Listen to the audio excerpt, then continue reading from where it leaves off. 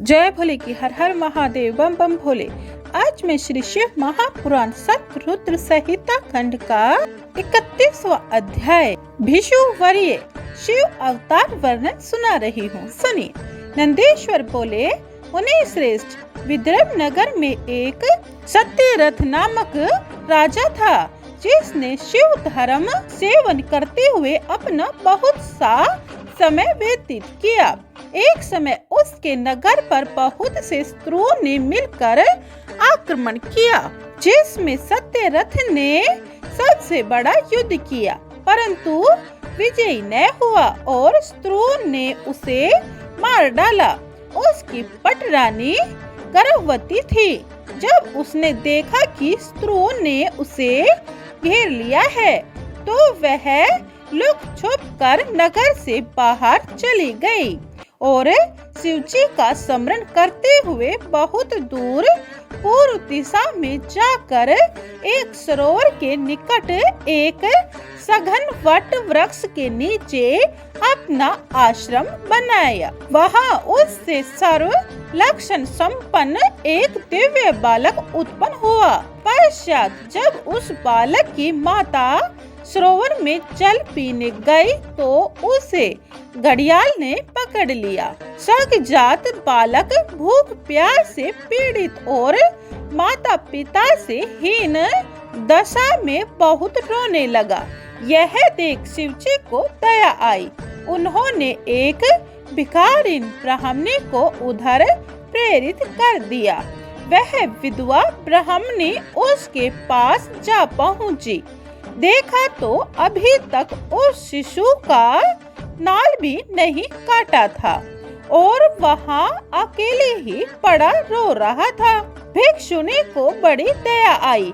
उसने उसे उठाकर पालन करना चाहा।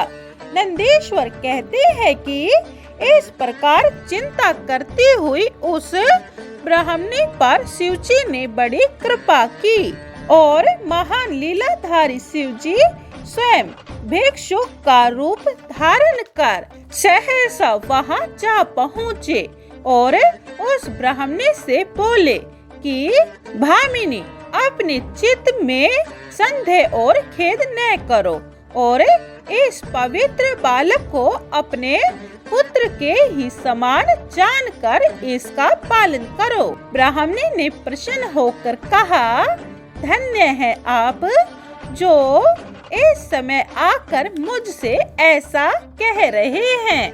मैं तो इसका पालन करना ही चाहती थी, परंतु शंकावश आगा पीछा कर रही थी। मैं आपसे यह जानना चाहती हूँ कि यह बालक किसका है और आप कौन हैं, कहाँ से आए हैं। भिक्षुवर, क्या आप दया सागर शिवजी हैं और यह आपका प्रथम भक्त है, जो आपने किसी कर्म दोष वश इस दशा को प्राप्त हुआ है, परंतु अब आपके अनुग्रह से इसका कल्याण ही होगा। अब मैं अवश्य ही रक्षा करूंगी। तब इस प्रकार शिव दर्शन से विज्ञान प्राप्त करने वाली भिक्षुनी से भिक्षुवर्य शंकर जी बोले, अनघे, यह शिव भक्त विदर्भ नरेश सत्यरथ का पुत्र है। इसका पिता शाल्व शत्रु द्वारा मार डाला गया है। उसकी स्त्री घर से निकाल यहाँ भाग आई थी और इस वन में आकर उसने इस पुत्र को उत्पन्न किया है और जो ही यह उत्पन्न हुआ कि इसकी माता प्यास से व्याकुल हो उस सरोवर में जल पीने को गई, तो वहाँ उसे कर्क ने पकड़ लिया। उसने पूछा, इस बालक का पिता शत्रुओं से क्यों मारा गया तथा इसकी माता कर्क ने क्यों पकड़ी। तब भिक्षुक ने कहा, इसका पिता विदर्भ राज पहले जन्म में राजा पांडु हुआ, जिसने सदैव शिव धर्म का पालन किया। एक समय जब वह राजा शिवार्चना में तल्लीन था कि सहसा कुछ शत्रुओं के आक्रमण का समाचार पाकर उसके मंत्रीगण अपने सम्मतों सहित राजा को सूचना देने पहुँचे। तो राजा ने समझा कि सब शत्रु यहाँ आ गए हैं, अतः उसने शिव पूजन को त्याग तत्क्षण वहाँ से उस स्त्री आदि सब का सिर कटवा लिया। उसकी बुद्धि का भ्रम जो अपने शिव पूजन समाप्त किए बिना ही यह सब कार्य किया, उस पर पाप चढ़ बैठा, जिसके फल स्वरूप जब वह शिववर्ती फिर विदर्भ नगर में जन्मा तो शिव पूजा के समाप्त न करने से सुखों के मध्य में ही शत्रुओं द्वारा मारा गया। तब जो पूर्व जन्म में इसका सत्यरथ पिता था, वह इस जन्म में शिव जी की पूजा से यति के क्रम से ऐश्वर्य रहित पुत्र रूप से हुआ है, तथा इसकी माता ने अपने पूर्व जन्म में अपनी शोध को छल से मार दिया था। उसी पाप से इस जन्म में उसे कर्क ने खा लिया है। शिव की भक्ति और शिव की पूजा न पूर्ण करने के कारण ही यह दरिद्रता को प्राप्त हुआ है। यह सब कहकर शिव जी ने उस ब्राह्मणी को अपना सत्य रूप दिखा दिया। ब्राह्मणी प्रसन्न हो परम प्रभु शंकर को प्रणाम कर गदगद वाणी से सब प्रेम स्तुति करने लगी। भिक्षुक रूपधारी शिव जी अंतर ध्यान हो गए। ब्राह्मणी उस पुत्र को उठाकर अपने स्थान पर ले आई। इस प्रकार एक चक्र नामक नगर में लाकर वह अपने पुत्र के साथ राजा के उस पुत्र का पालन करने लगी। बड़ा होने पर वह राजपुत्र शांडिल्य मुनि की आज्ञा से स्थित हो शिव का पूजन करने लगा। 1 वर्ष का समय व्यतीत हुआ। पश्चात एक दिन वह राजपुत्र वन में जाकर एक गंधर्व कन्या से विवाह कर अकंटक राज्य करने लगा। इस प्रकार उस राज्य पुत्र को शिवजी की कृपा से सब सुख प्राप्त हुए। 31वां अध्याय समाप्तम। जय भोले की। 32वां अध्याय शूलेश्वर अवतार। सुने। नंदीश्वर बोले, तात व्याघ्रपाद का पुत्र उपमन्यु जो कि जन्मों से सिद्ध होकर इस जन्म में फिर कुमारपन को प्राप्त हुआ, अपनी माता सहित अपने मामा के घर रहा करता था। देववश बड़ा ही दरिद्र हो गया था। उसे अपने मामा के यहाँ बहुत थोड़ा सा दूध पीने को मिलता था, जिससे उसकी दूध की इच्छा बनी रही। वह बारंबार अपनी माता से दूध मांगता, परंतु माता के पास दूध कहाँ। उस तपस्विनी ने माता के घर के भीतर प्रवेश कर एक उपाय विचारा। खेतों में बीनने से जो बीज मिलते हैं, उन्हें इकट्ठे किए बीजों को पीस उनको जल में मिलाकर कृत्रिम दूध बालक को पिलाती और पालन करती। एक दिन उस बालक ने कहा कि यह दूध नहीं है और रोने लगा। तब उसने पुत्र के उस रोने से कमल के समान मुख वाली उसकी माता अपने हाथों से उसके नेत्रों को पूछने और यह कहने लगी कि हम वनवासियों के पास दूध कहाँ है। शंकर जी की कृपा के बिना दूध नहीं मिलता। तब अपनी माता के ऐसे वचनों को सुनकर मातृवत्सल तथा शोकाकुल व्याघ्रपाद का पुत्र बोला, माँ, शोक न कर। यदि भगवान शंकर कल्याण करने वाले हैं तो कल्याण ही होगा। यदि महादेव कहीं हैं तो शीघ्र ही या देर से दूध देंगे ही। मैं उनकी कृपा के लिए साधन करूंगा। ऐसा कहकर वह बालक अपनी माता को प्रणाम कर विदा हो तप करने चल दिया।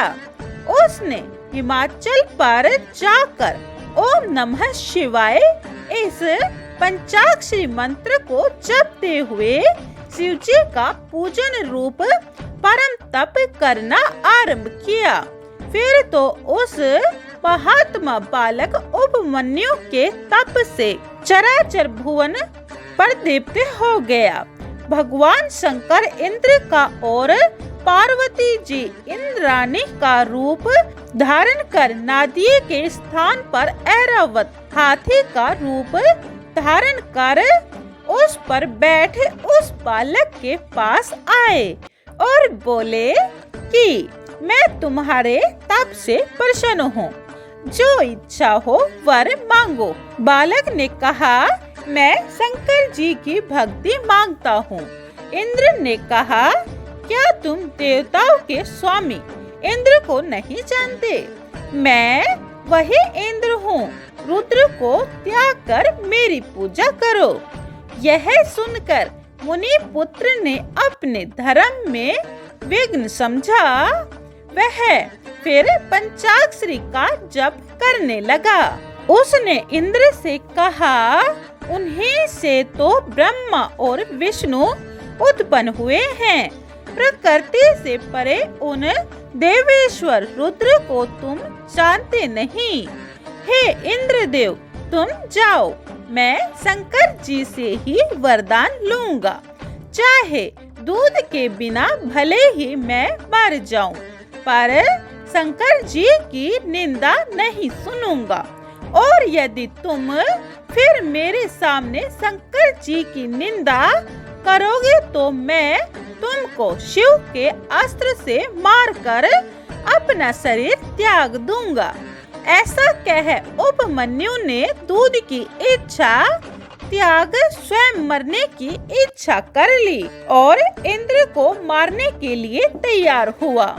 उसने भस्म उठा उसे अघोर मंत्र से अभिमंत्रित कर अपने इष्ट देव के युगल चरणों में ध्यान कर उसमें अग्नि स्थापित की और इंद्र पर छोड़ दिया। परंतु वह इंद्र तो थे ही नहीं, वह तो साक्षात शिव जी थे। तत्काल प्रत्यक्ष हो उस ब्राह्मण को दर्शन दिया और हजारों दूध के समुद्र तथा अन्य भक्ष्य और भोज्य पदार्थों के समूह उसे दिखाए और पार्वती सहित बैल पर बैठे गणों सहित त्रिशूलादि सुंदर अस्त्रों से शोभित अपना रूप दिखाया। आकाश में दुंदुभियां बजने लगी और फूलों की वर्षा हुई। यह देख उपमन्यु शिवजी के दंडवत करता हुआ पृथ्वी पर लेट गया। फिर तो भगवान शंकर ने आओ ऐसा कहते हुए उसे बुलाया और मस्तक सूंघ कर वर देने को कहा। उपमन्यु ने शंकर जी की स्तुति की। शंकर जी ने हृदय से लगाया। पार्वती जी ने प्यार कर कुमार के समान ही अपना अक्षय कुमार नामक पुत्र बनाया। शिवजी ने क्षीर सागर के समान स्वाद युक्त उसे एक अनश्वर सागर दिया। महादेव और पार्वती ने उसे और भी बहुत से दिव्य वर दिए। इसने शिवजी की परम भक्ति मांगी। शिव ने उसके मांगने के अनुसार अजर अमर और सर्वदा दुख से रहित अपनी भक्ति दी। उसे अक्षय गोत्र किया। साथ ही यह भी कहा, मैं तुम्हारे आश्रम के निकट सर्वदा स्थित रहा करूंगा। ऐसा कह पार्वती सहित शंकर जी वहां अंतर्ध्यान हो गए। उपमन्यु शंकर जी द्वारा श्रेष्ठ वरों को प्राप्त कर अपनी माता के पास गया और सब समाचार कह सुनाया। यह समाचार सुन उसकी माता बड़ी हर्षित हुई। अब वह उपमन्यु सबका पूज्य बन गया। अब वह सारे दुखों का भागी हो गया। इसी प्रकार महात्मा शिव सर्वदा सज्जनों को सुखदाई है। 32वां अध्याय समाप्तम। जय भोले की। 33वां अध्याय ब्रह्मचारी अवतार। यह आप अगली वीडियो में सुने। यह एक बहुत ही अच्छी कहानी है। जय भोले की। हर हर महादेव। बम बम भोले। अगर आपको शिव महापुराण पूरी सुननी है तो यह चैनल सब्सक्राइब कर ले, जैसे कि आपके पास सबसे पहले नोटिफिकेशन आ जाए और आप सुन सकते हैं। कमेंट में जय भोले की लिखें। जय भोले की।